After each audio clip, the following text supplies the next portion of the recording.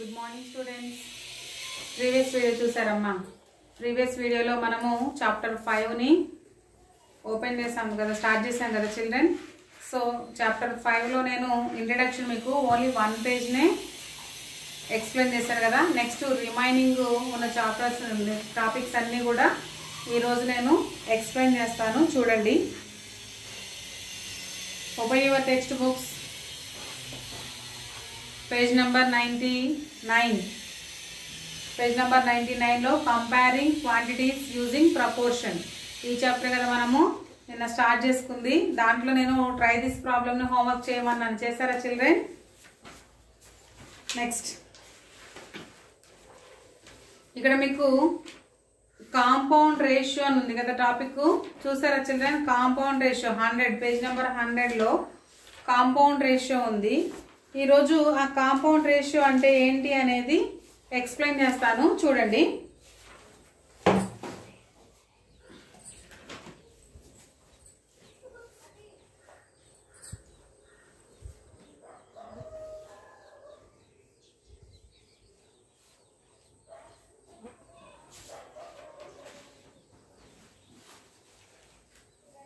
Compound ratio. Yesterday ratio అంటే ఏంటి అని చెప్పాను కదా. A ratio is an ordered comparing of two quantities. Ordered comparing of two quantities. Two క్వాంటిటీస్ని తీసుకొని మనం కంపారిజన్ చేస్తే వచ్చేదే మనకు ఒక రేషియో. ఓకేనా? ఈ రేషియోలో మనము ఏ అనేది ఒక టర్ము, బి అనేది ఒక టర్మ్గా తీసుకుంటే ఈ రెండింటి రేషియోని మనము ఇలా రిప్రజెంట్ చేస్తాము అని చూపించాను కదా. దీన్ని మనం ఎలా రీడ్ చేయొచ్చు అని అంటే ఏ ఈజ్ టు బి అని రీడ్ చేయొచ్చు అని చెప్పాను. ఏ ఈజ్ టు బి అని రీడ్ చేయొచ్చు అని చెప్పాను కదా చిల్డ్రన్. హియర్ ఇప్పుడు ఈ రేషియోలో హియర్ ఏ ఈజ్ కాల్డ్. ఇక్కడ రేషియోలో ఏ ఉంది కదమ్మా. ఈ ఏ మనం ఏమంటామంటే యాంటీసిడెంట్ అంటాం. ఏమంటాం చిల్డ్రన్? యాంటీసిడెంట్. యాంటీసిడెంట్. ఇటువైపు ఉండేదాన్ని యాంటీసిడెంట్ అంటారు. ఓకే, మరి ఇటువైపు ఉండేదాన్ని ఏమంటాము? కాన్సిక్వెంట్. ఏమంటాం చిల్డ్రన్? కాన్సిక్వెంట్.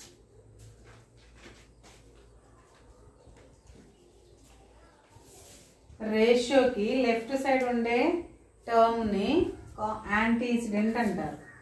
ఇదే రేషియోకి రైట్ సైడ్ ఉండేదాన్ని కాన్సిక్వెంట్ అంటారు. ఇవన్నీ ఆల్రెడీ మీకు 6th క్లాస్లోనే నేర్చుకుని ఉంటారు. 4th, 5th, 6thలో వస్తాయి అనుకుంటా. 4th, 5thలో కూడా వస్తాయి. సో మనకి ఇక్కడ యాంటీసిడెంట్, కాన్సిక్వెంట్ అని ఈ టర్మ్స్ రెండు అనేసి అని ఉంటాము అని మనకు ప్రీవియస్ క్లాస్లోనే తెలుసు. ఓకేనా? సో ఇప్పుడు ఈ యాంటీసిడెంట్, కాన్సిక్వెంట్ రెండింటిని మనము రేషియోలో చూపిస్తే so this is a ratio. A is to be. ఓకేనా? ఇప్పుడు ఈ రేషియోలో మనము ఇదొక క్వాంటిటీ లాగా తీసుకుంటే ఇక్కడ 2 క్వాంటిటీస్ ఉన్నాయి. ఈ 2 క్వాంటిటీస్ని మనం ఏం చేస్తున్నాం? కంపేర్ చేస్తున్నాం. కంపేర్ అంటే పోలుస్తున్నాం అన్నమాట. సో ఇలా కంపారిజన్ చేసేటువంటి క్వాంటిటీస్ని వీటిని మనం ఏమంటామంటే రేషియో అంటాం. సో ఇప్పుడు మనం కంపేర్ చేసేటప్పుడు 2 క్వాంటిటీస్ కూడా సేమ్ యూనిట్స్లో ఉండాలి. అంటే రూపీస్లో ఉంటే రూపీస్లోనే ఉండాలి, పైసాలో ఉంటే పైసాలోనే ఉండాలి, మీటర్స్లో ఉంటే మీటర్స్లోనే ఉండాలి, కేజెస్లో ఉంటే కేజెస్లోనే ఉండాలి. సో ఏ యూనిట్ అయితే ఇక్కడ మనం యాంటీసిడెంట్లో తీసుకుంటున్నామో అదే యూనిట్ని కాన్సిక్వెంట్లో తీసుకోవాలి. అలా సేమ్ యూనిట్స్ ఉంటేనే మనం రేషియో కంపారిజన్ చేయడానికి పాసిబుల్గా ఉంటుంది. నెక్స్ట్ ఈ రేషియోని సింప్లెస్ట్ ఫామ్లోకి రాస్తేనే మనకి అది కరెక్ట్ ఆన్సర్ వస్తుంది. ఓకేనా? సింప్లెస్ట్ ఫామ్ మ్యాక్సిమం మనం ఎంతవరకు అయితే సింప్లెస్ట్ ఫామ్లోకి రాయగలుగుతామో అంతవరకు రాయగలిగితేనే అది మనకి ఫైనల్ ఆన్సర్ అవుతుంది. సో ఇక్కడ మనకి రేషియో గురించి ఇది. ఇప్పుడు 2 క్వాంటిటీస్ని తీసుకొని మనం కంపారిజన్ చేస్తే రేషియో అన్నాం కదా. ఇప్పుడు ఇక్కడ ఏమంటున్నాడు? కాంపౌండ్ రేషియో అంటున్నాడు. కాంపౌండ్ రేషియో అని అంటే క్వాంటిటీస్లో 2 క్వాంటిటీస్ అనే కాదు, 2 or more క్వాంటిటీస్ ఏవైనా తీసుకొని, అంటే ఒకదాన్ని మనం కంపారిజన్ చేయలేం కానీ రెండు కంటే ఎక్కువ కానీ కంపారిజన్ చేయొచ్చు. కాబట్టి 2 or more క్వాంటిటీస్ని మనం కంపారిజన్ చేస్తే దాన్ని రేషియో అంటారు. ఇక్కడ కాంపౌండ్ రేషియోకి ముందు మనము చెప్పుకోవడానికి ఒక 2 ఫ్యాక్టర్స్ ఉన్నాయి అనుకోండి, సారీ 2 రేషియోస్ ఉన్నాయి. A:B అనేది ఒక రేషియో, C:D అనేది another ratio. A:B and C:D అనేది ఈ 2 రేషియోస్ అనుకుందాం. ఇప్పుడు ఈ 2 రేషియోస్ని మనము కలిపి కంపారిజన్ చేయడమే కాంపౌండ్ రేషియో. ఎలా అని చెప్తే జనరల్గా మనము ఓన్లీ ఇప్పుడు ప్రజెంట్ ఉండేటువంటి డైలీ సిచ్యువేషన్స్ తీసుకుందాం. డైలీ సిచ్యువేషన్స్ తీసుకుంటే అందులో ఈరోజు నేను నా ఫ్రెండ్ ఉన్నాం అనుకుందాం. సో ఇక్కడ ఏ అనేది ఒక వ్యక్తి, బి అనేది ఒక వ్యక్తి, ఇక్కడ మీ అండ్ మై ఫ్రెండ్, ఇక్కడ ఇద్దరు ఉన్నారు. ఓకేనా? సో ఈ ఇద్దరిలో నేనేమో 3 hours డైలీ 3 hours వర్క్ చేశాను. నా ఫ్రెండ్ వచ్చేసి డైలీ 4 hours వర్క్ చేశాడు. నేను డైలీ 3 hours చేశాను. నా ఫ్రెండ్ వచ్చేసి డైలీ 4 hours చేశాడు. ఇలా నేను డైలీ 3 hours 10 days చేశాను. మరి మా ఫ్రెండ్ డైలీ 4 hours 7 days చేశాడు అనుకుందాం. 7 days చేశాడు. ఇక్కడేమో హవర్స్లో ఉందమ్మా రేషియో, ఇక్కడ హవర్స్లో ఉంది, ఇక్కడ డేస్లో ఉంది. ఈ 2 రేషియోస్ వేరు. అర్థమవుతుందా? నేను డైలీ 3 hoursని 10 days చేశాను, డైలీ 4 hoursకి 7 days చేశాడు మా ఫ్రెండ్. ఇప్పుడు మా ఇద్దరిలో ఎవరు ఎక్కువ పని చేశారు అని అడుగుతాను నేను. ఎలా చెప్పగలుగుతారు? ఇక్కడ రేషియో చేస్తేనేమో నేను తక్కువ తను ఎక్కువ అన్నట్టు ఉంది, ఇక్కడ రేషియో చూస్తేనేమో నేను ఎక్కువ తను తక్కువగా అన్నట్టు ఉంది కదా. మరి ఎలా చెప్పగలుగుతారు చెప్పండి? ఇప్పుడు నేను ఎక్కువ పని చేశానా, మా ఫ్రెండ్ ఎక్కువ పని చేశాడా? నేను ఓన్లీ 3 hours చేశాను డైలీ, తను రోజుకి 4 hours చేశాడు. కానీ నేను 10 days చేశాను, తను 7 days చేశాడు. ఇప్పుడు ఇక్కడ చూస్తేనేమో తక్కువ వర్క్ చేసినట్టుంది, ఇక్కడ చూస్తేనేమో ఎక్కువ వర్క్ చేసినట్టుంది. కానీ ఇప్పుడు ఈ ఇద్దరిలో ఫైనల్గా ఎవరు ఎక్కువ చేశారు అనేది కావాలి నాకు. అప్పుడు మనం ఏం చేయాలి అంటే, ఇక్కడ ఇది యాంటీసిడెంట్ అని చెప్పారు కదా, రేషియోలో ఫస్ట్ టర్మ్ని మనం యాంటీసిడెంట్ అంటారు, ఇక్కడ రేషియోలో ఫస్ట్ టర్మ్ని యాంటీసిడెంట్ అంటాం. ఓకేనా? సో ఇప్పుడు ప్రోడక్ట్ ఆఫ్ యాంటీసిడెంట్ని చూసుకుంటే, ప్రోడక్ట్ ఆఫ్ యాంటీసిడెంట్ తీసుకుంటే ఏమేమి ఉన్నాయి? 3 into 10, హౌ మచ్? 3 10s 30. అదే ప్రోడక్ట్ ఆఫ్ కాన్సిక్వెంట్ తీసుకుంటే, ప్రోడక్ట్ ఆఫ్ కాన్సిక్వెంట్ తీసుకుంటే 4 into 7, 4 7s 28. సో పర్ డేకి 3 hours అయితే 10 daysకి 30 hours, పర్ డేకి 4 hours అయితే 7 daysకి 28 hours. ఇప్పుడు చెప్పండి, 30 hours 28 hours. ఇప్పుడు ఎవరు ఎక్కువ పని చేశారు? 30 hours. అంటే 30 hours అంటే ఎవరు? నేను ఎక్కువ పని చేశాను, అతనికంటే 2 గంటలు ఎక్కువ ఎక్స్ట్రానే నేను పని చేశాను కదా. ఇక్కడ 28 hours ఉంది, ఇక్కడ 30 hours ఉంది. అంటే తనకంటే నేను 2 hours ఎక్కువగానే వర్క్ చేశాను. ఓకేనా?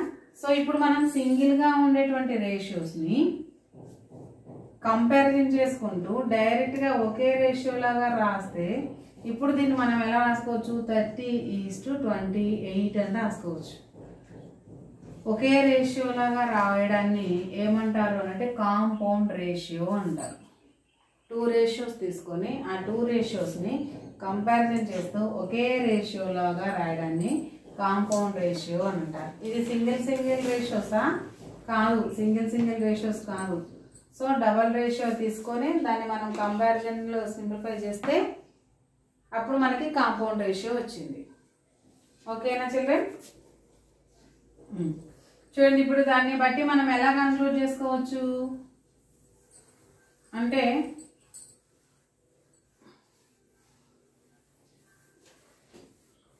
కాంపౌండ్ రేషియో ఎలా వస్తుంది అని అంటే మనకి ప్రోడక్ట్ ఆఫ్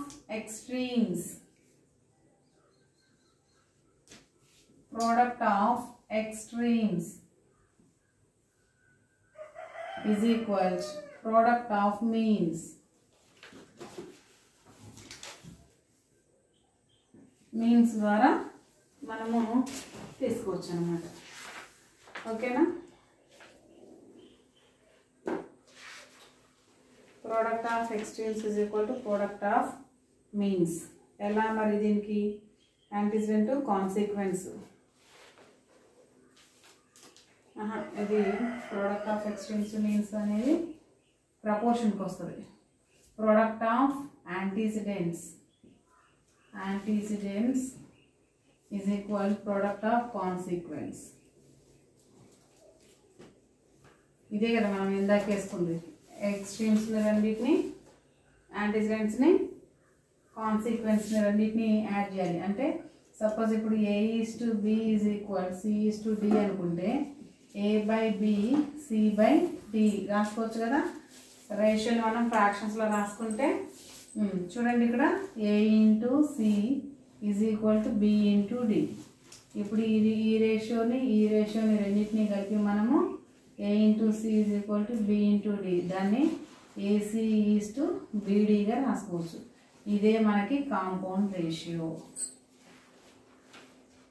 సింగిల్ టర్మ్స్ తీసుకొని సింగిల్ రేషియోస్ని తీసుకొని మనము ఎక్స్ట్రీమ్స్ని ప్రోడక్ట్ చేసుకుంటూ యాంటిసిడెంట్ని ప్రోడక్ట్ చేసుకుంటూ కాన్సిక్వెంట్ని ప్రోడక్ట్ చేసుకుంటూ ఆ రెండింటి ద్వారా మనకు వచ్చేటువంటి AC/BDనే కాంపౌండ్ రేషియో అంటారు.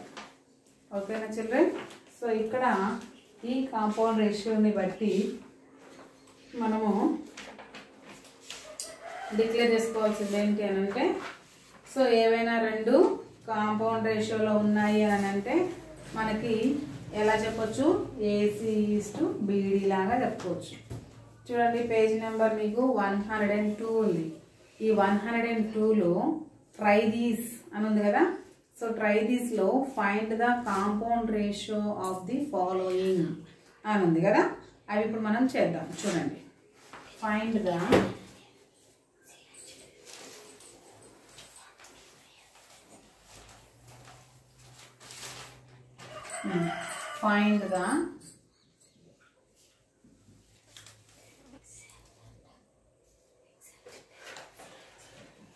compound ratios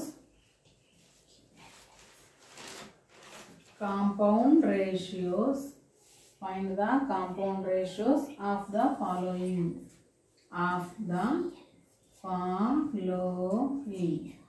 ఓకేనా? ఇందులో ఫస్ట్ వన్ చూడండి, A 3:4 and 2:3. ఇప్పుడు మనకి 3:4 ఈజ్ ఈక్వల్ 2:3 తీసుకుంటే ఇప్పుడు ప్రోడక్ట్ ఆఫ్ యాంటిసిడెంట్స్ అంటే 3:2, ప్రోడక్ట్ ఆఫ్ కాన్సిక్వెన్స్ అప్పుడు ఏమని రాయొచ్చు?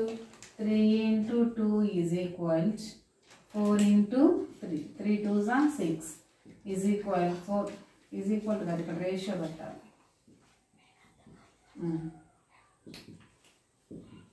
4 3s are 12, 6:12. 6:12 అనేది సింప్లెస్ట్ ఫామ్లోకి రాసుకోవచ్చు కదా. సింప్లెస్ట్ ఫామ్లోకి రాయడానికి పాసిబుల్ అవుతుంది కదా. 6:12 అనేది రెండు కట్ చేస్తే ఫ్రాక్షన్ లాగానే కట్ చేసినా మల్టిప్లికేషన్ చేసినా ఏది చేసినా సేమ్ నెంబర్తో చేయాలి. ఓకేనా? సో ఇక్కడ 6, ఇక్కడ 6 టేబుల్లో రెండు కూడా 6 టేబుల్లో డివిజిబుల్ అవుతాయి కాబట్టి డైరెక్ట్గా నేను 6 కట్ చేస్తాను. చూడండి, 6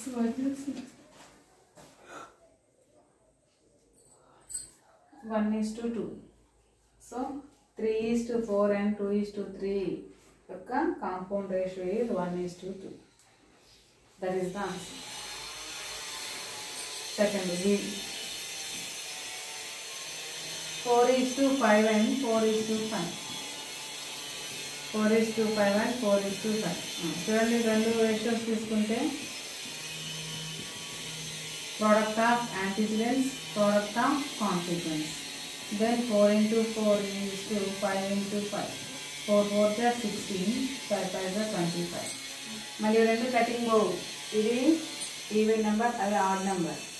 సరే, ఎట్లయినా కానీ కటింగ్ ఒకే టేబుల్లో పోతాయంటే పోవు. ఇదేమో 2తో పోతుంది, అదేమో 5తో పోతుంది.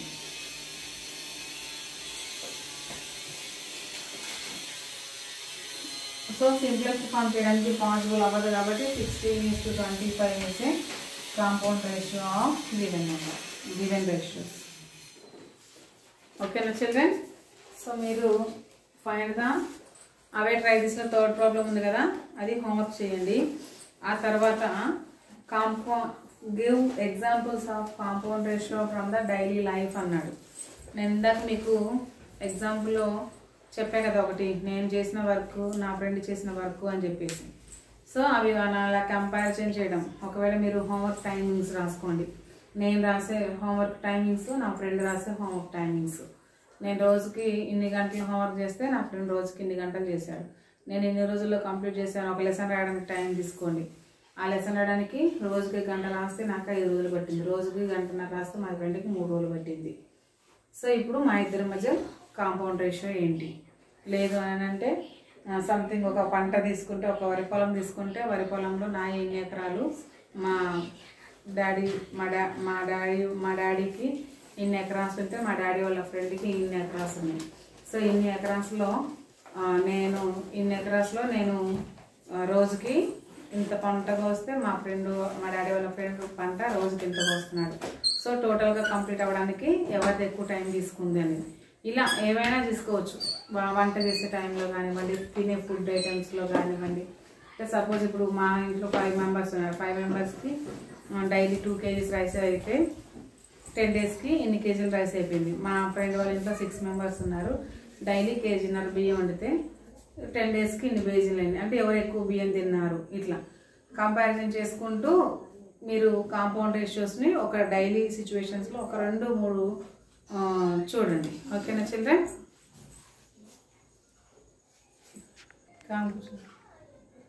ఓకేనా? సో ఇప్పుడు మనం ఇట్లా కాంపౌండ్ రేషియోస్ని మీ డైలీ లైఫ్లో ఏం జరిగేది ఏంటి అనేది రాసుకోండి. ఓకేనా చిల్డ్రన్? సో నెక్స్ట్ ఇందులోనే మీకు టాపిక్స్ ఉన్నాయి. పర్సంటేజ్ అంటే పర్సంటేజ్ని కూడా రేషియోస్లో ఎలా యూజ్ చేయాలి అనేది ఇంకొక టాపిక్. సో ఇప్పుడు నేను అది చెప్తాను, చూడండి. పర్సంటేజ్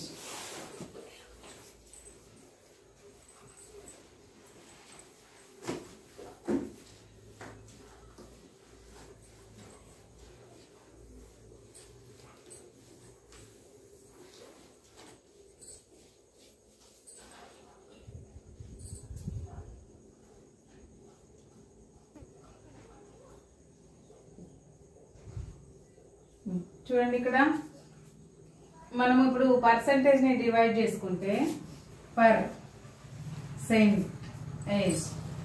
ఇక్కడ పర్ అంటే ఫర్ ఎవ్రీ అని, పర్ అంటే for every, per means for every, దేనికైనా కానీ దేనికైనా వాడేది అంటే కీ అనే మీనింగ్ వస్తుంది. సెంట్ అంటే 100 కని, సెంట్ అంటే 100. సెంచరీ కొట్టాడని అంటారు కదా క్రికెట్లో. సెంచరీ అని అంటే ఏంటి అంటే 100 runs చేస్తే సెంచరీ కొట్టాడు అని మీనింగ్ కదా. So cent means 100, for century అంటే 100 years అన్నట్టు. ఇట్లా సెంట్ అంటే 100 అని. ప్రతి 100కి మనం కలిపేదాన్ని పర్సంటేజ్ అంటారు. ప్రతి 100కి అంటే నువ్వు ఎంత పెద్దదన్నా తీసుకో, కానీ 100కే పర్సంటేజ్ కడతారన్నమాట. సపోజ్ ఇప్పుడు నీకు ఎగ్జామ్లో 25 మార్క్స్కి 50 మార్క్స్కి 40 మార్క్స్ వచ్చాయి అనుకుందాం. 50 మార్క్స్కి 40 మార్క్స్ వచ్చాయి.